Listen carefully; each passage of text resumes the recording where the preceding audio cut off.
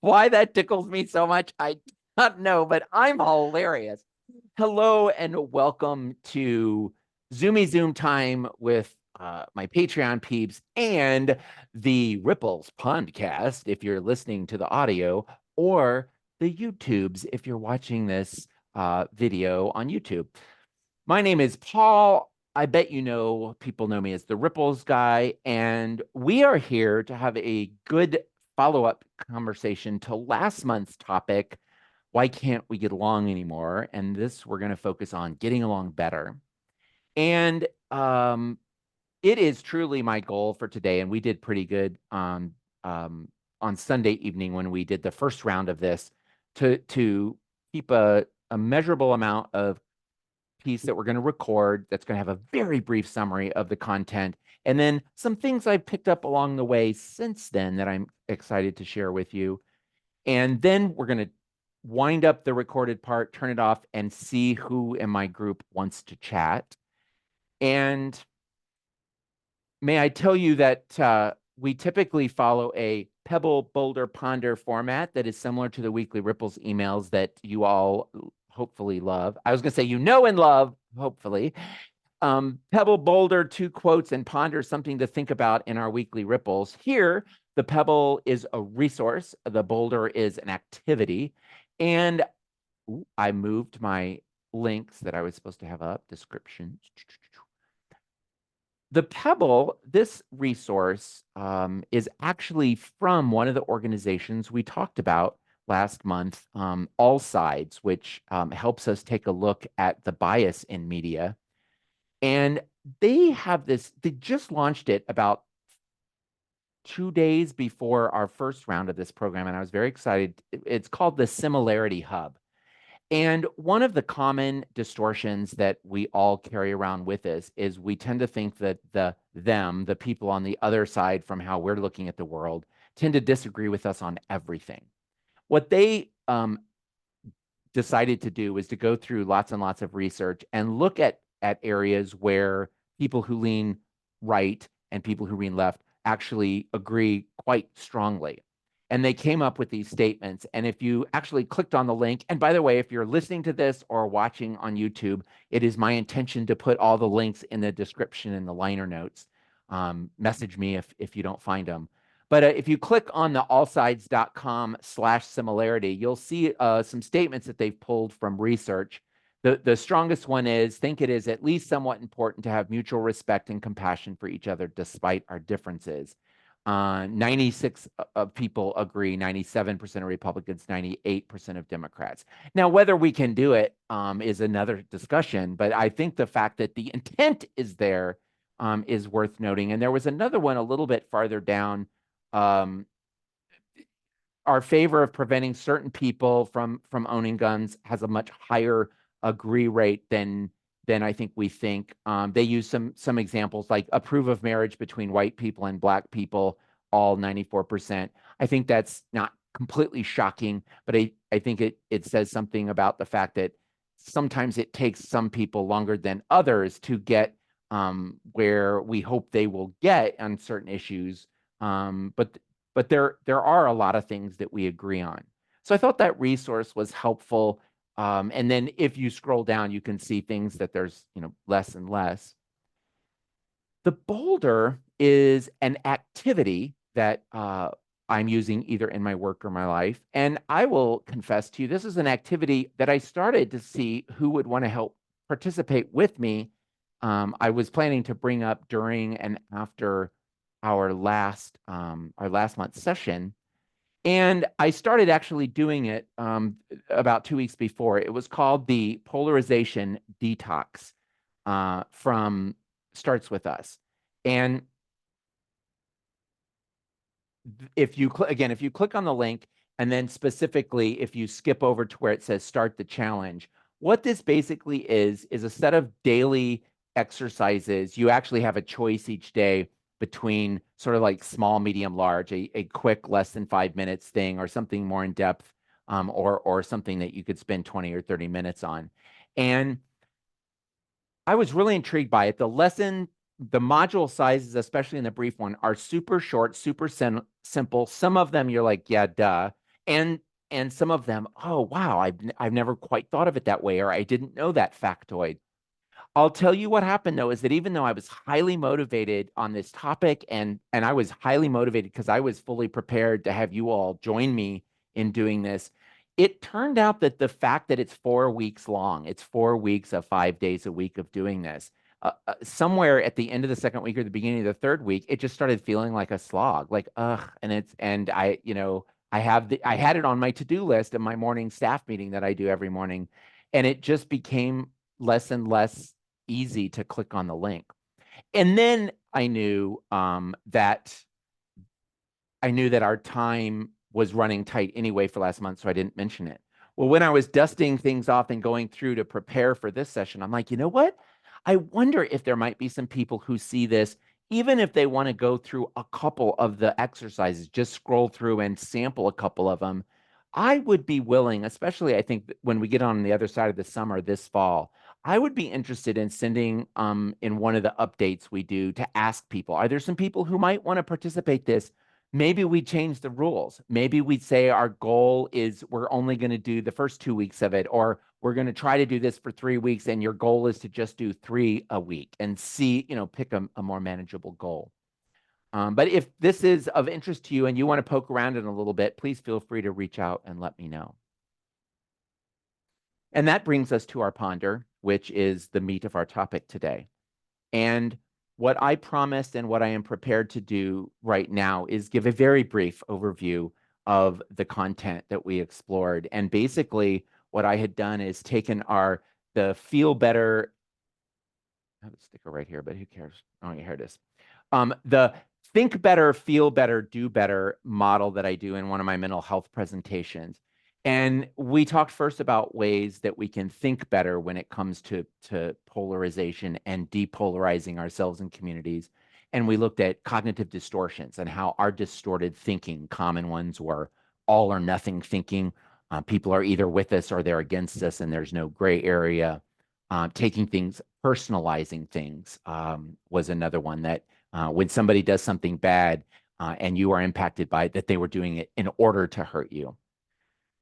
And then the feel better, we covered a number of things. The two I wanted to remind us of today was the epistemic empathy and this idea that it is possible to believe that somebody that you're engaged with on something or that you're in conflict about, that you believe they're wrong, but you can still believe that they're a reasonable person in how they got to that conclusion. And the idea is that they're not necessarily stupid, crazy, or evil if they believe that way, that there might be a way of reasonably kind, reasonably educated, reasonably empathetic person might reach a very different conclusion than you. And again, not saying that you have to think that it's okay that they stay there.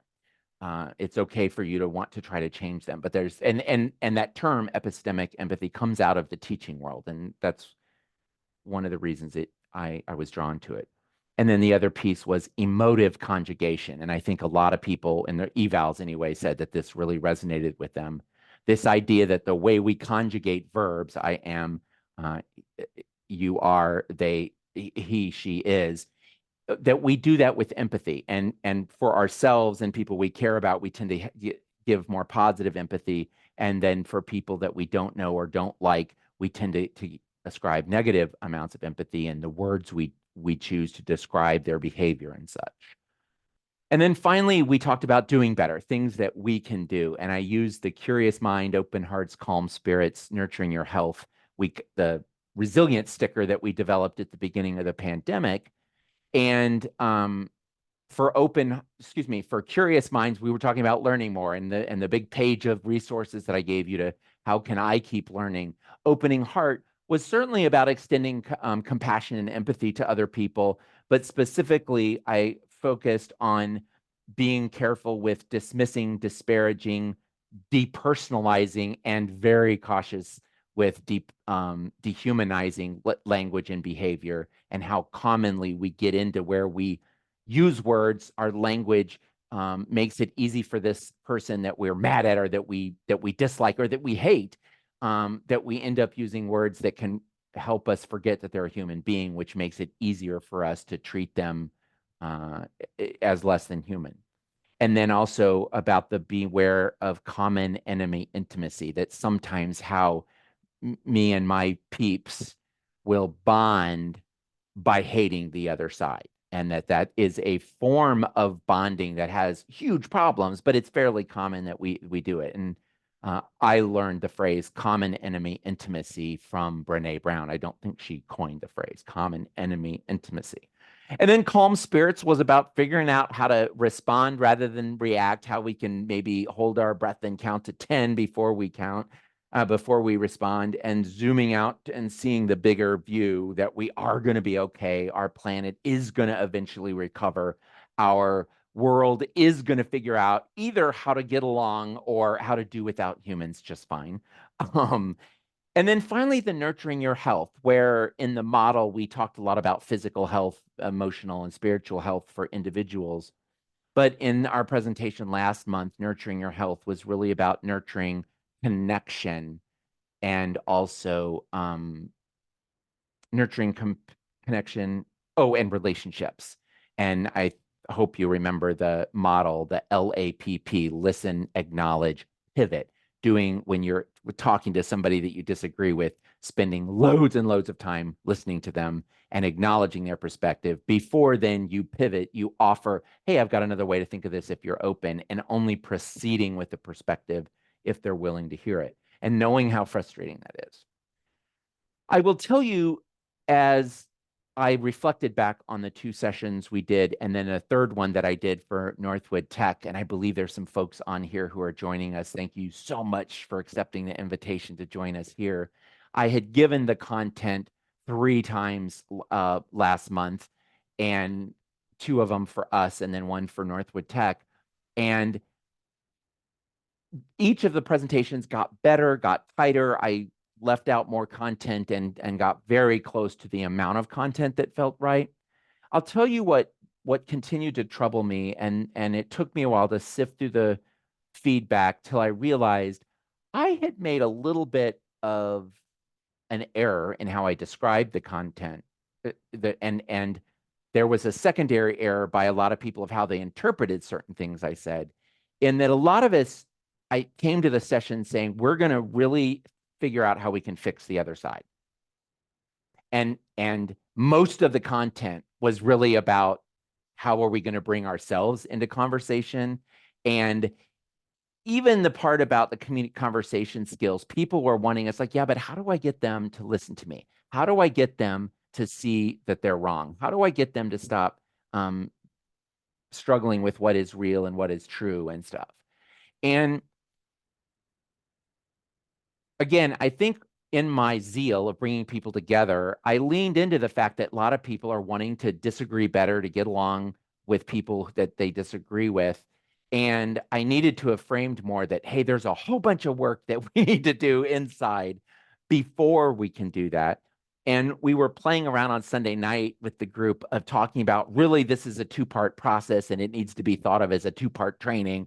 Part 1, how do I get ready to do some of this?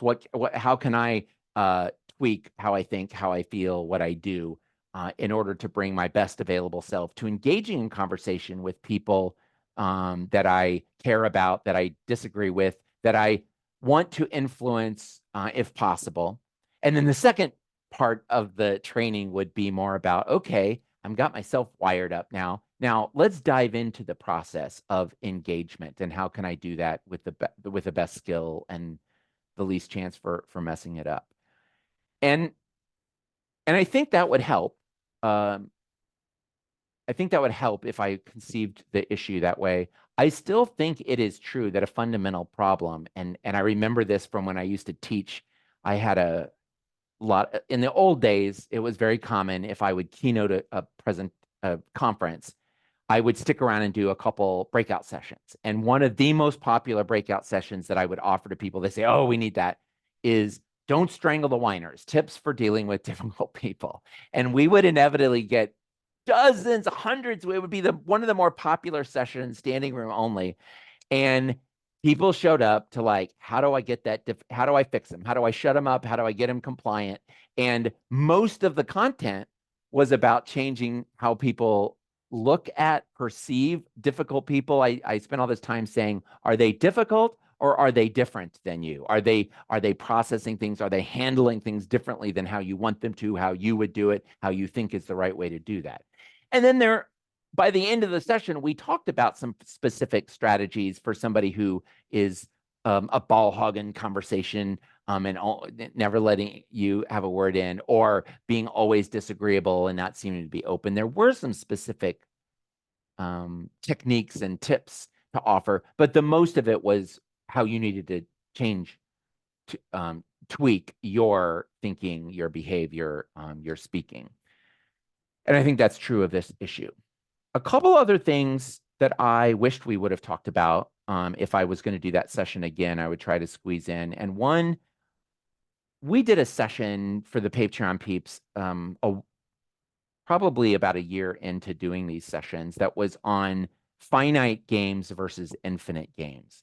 And it was a concept that a guy wrote a book decades ago that never got a whole lot of traction. It was a very academic book, but it basically was talking about that some games are played with a finite end in mind. There's a fixed number of players, there's a specific rules, and there is an absolute point at which somebody wins and the other people lose. And infinite games are ones that go on, and the rules are often dependent upon how each player interprets them. There tends to be more people that can play and step in and step out, and the goal isn't to win or lose. The goal is to keep playing the game. And Simon Sinek a few years ago wrote a book that has caused a resurgence of interest in this concept. And one of the things he talked about, and I think maybe even in a TED talk, but certainly in some of the video clips about the concept, he talked about how in politics, elections are finite games. There's a specific end date, there's this campaign, there's rules you got to follow. And at the end, someone wins and somebody loses. Governance and politics in general is probably best thought of as an infinite game. The goal of our country is to keep on going. The goal of politics is for there keep being policies that we are able to influence and we able to set for the good of the country, for the good of the cause, for the good of the world.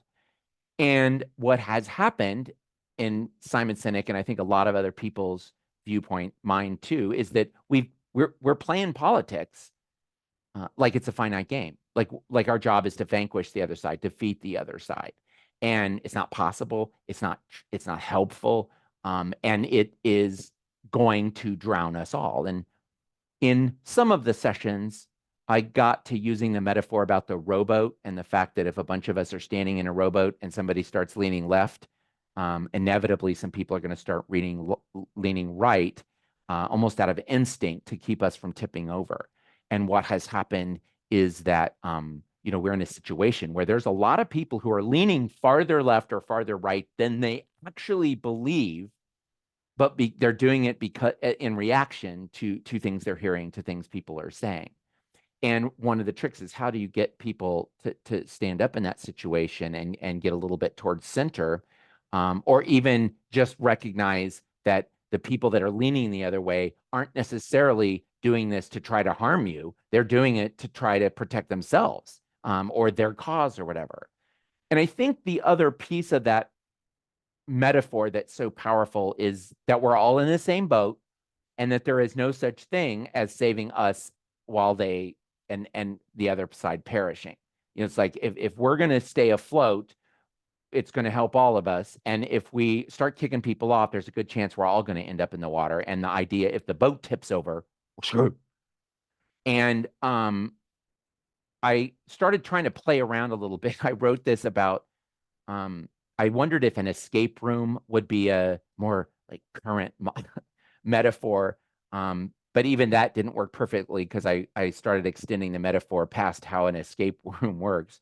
But I wrote this down. I wrote, it's like we're stuck in an escape room. If they die, we die. If we don't figure out how to get along better together, we die. We don't get out, because we need them. they have some of the clues, or they know how to figure out some of the clues, and we do too. And so if the last thing I wrote is, if we don't figure out how to get along better than we have been, it is the end for all of us. And that's, at this point, without any significant change, my best guess is things are going to get worse before they get better. They're probably going to get a lot worse. And at some point, something is going to happen. Now, 9/11, it didn't work. Global pandemic didn't do it. There's been the 2008-09 downturn didn't do it. There hasn't yet been something where we all come together and say, oh my gosh, party is not as important as country. I think we did for a few days after Katrina, but then, do you remember how south things went? I think 9/11, I think there was a period where we came together, but then it really jumped into And I think the pandemic, there were pockets of togetherness. There was a sense of it. I read a great article that the solar eclipse, as we were getting closer to it, this article, I think it was in the Atlantic, was talking about what the writer had observed in the 2017 eclipse about people coming together and sharing glasses and being really open. And he said, maybe this is going to be a thing where, at least for a moment. And my friend Pidge, who came in from California to see we drove up to northern Indiana to be right on the line of totality. And we ended up in a group. There was maybe 30 people at our little parking area, and we were at a trailhead of a bike path, a rails to trails bike path. And there was 5 people that were who we were with for most of the time, that we were getting to know. And we talked about politics. There were some really conservative Republicans, and there was this trans woman from Madison, Wisconsin, where I lived for many. And then there were a couple people who didn't identify politically, but were kind of talking about the state of things. And we did that just long enough to say, okay, look at us getting along with people who are different. Now let's not talk about that. Let's talk about that.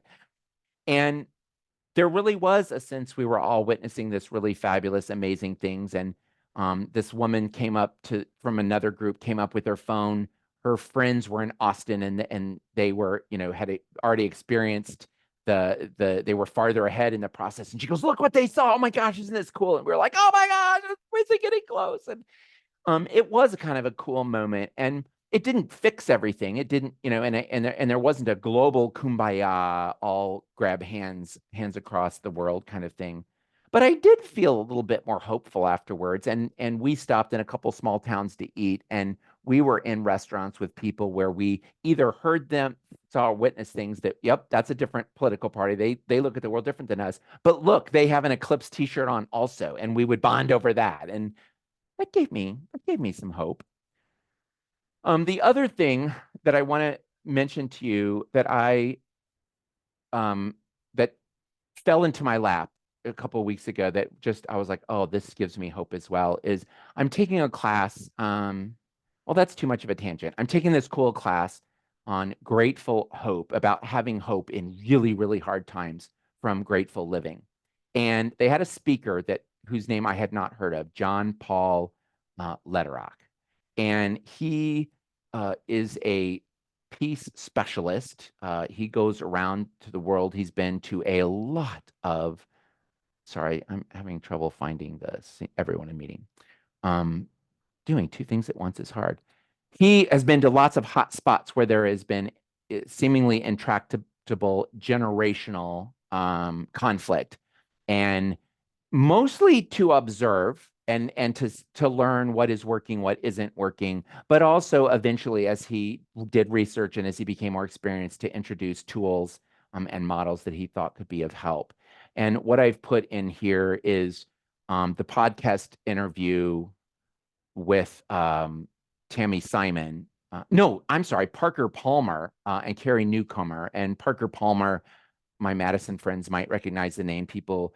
His book, Hidden Wholeness, he's written 10 books. I'm a huge fan of his. And so when I wanted to learn more about John Paul Lederach, I Googled the morning after he spoke to our class for 30 minutes, and I was just mesmerized. It was amazing. And so then I listened to this podcast interview the next morning. And except for the fact that it was it was recorded a month, I believe it was literally February. It might have been early March of 2021, right after the January 6th stuff at the Capitol.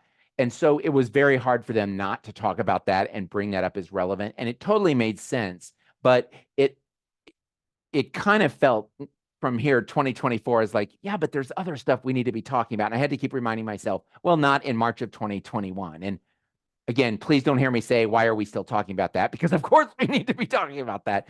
But it just had some really profound stuff. And there's just a couple pieces.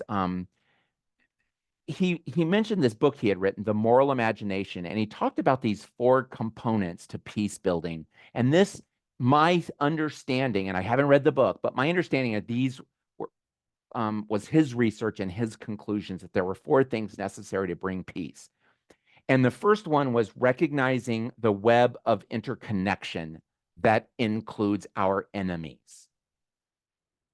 And it really gets, I mean, when he was talking about this, I was like, that's what I've written down. And I was trying to get about the escape room is that they are so fundamentally part of us that it is hugely problematic when we slip into us versus they, because we forget it's we. They're part of us. This is a divorce that cannot be granted. This is a family reunion that has to take place. It's not like, oh, forget them. I'm getting a divorce from my family. You can't. We are stuck together. And so for him, that was fundamental to finding our way through conflict. The ability to sustain paradoxical curiosity that embraces complexity without polarity. So that it's more than this or this, that duality is not accurate, it's not useful. Complexity exists. It is not either you are pro-life or you are pro-choice. Either you believe in rights for women or you don't. It's like, abortion is so much more complex than that. And anyone who tries to say either you're a baby murderer or you're not, either you care about women or you don't. I get why we say it. It's a catchy slogan. It distills things down to say, boom, pick it right now. And a lot of times people will then respond, but it's not accurate. And ultimately, it's not going to get our way through the conflict. It slows us down. And then the third component was the fundamental belief in and pursuit of the creative act, creativity, and in terms of problem solving. And what I loved what he said, what his gist of his point was, not that just you have to be creative in how you solve problems, but central to all of this is when you sit down with to the table with someone and say, I want to figure this out, is that you have to believe in the possibility that there is a creative solution that you have not yet conceived. Something beyond our current thinking, our current basis exists out there, and we just got to find it. And there is an optimism there. There's actually, it's not optimism, it's hope.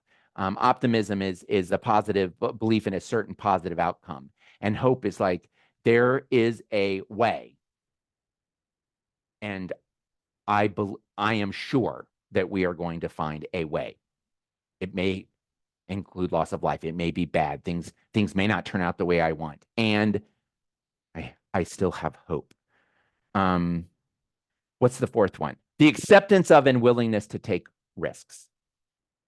That there is no getting out of conflict transformation. He doesn't call it conflict resolution, conflict transformation, transforming client, is that we have to take risks, sometimes great risks, in order to make that happen. And I'll tell you in closing here, I just want to, there were a couple things he mentioned. He mentioned spending a lot of time in a specific area of Colombia that I'm not going to remember exactly where, but in the area of Colombia that had been the subject of violence from leftists, from conservative forces at various points when different governments were in control, and then at different times when the anti-government forces were roaming the country and in this particular region, and the people who are getting kidnapped, the people who are getting killed. There was all this violence, and some people within this area got together and said, we want to change things.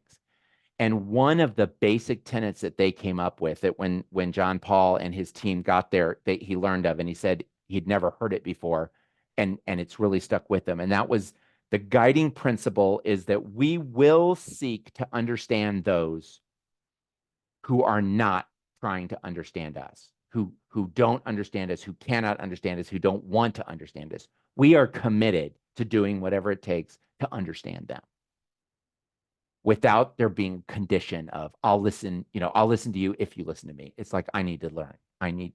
Tell me what's going on.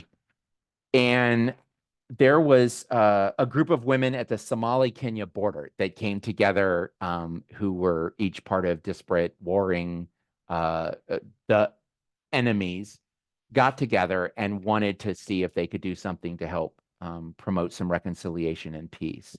And they didn't know what to do. And the first time they got together, somebody said, let's just sit together and see what we know.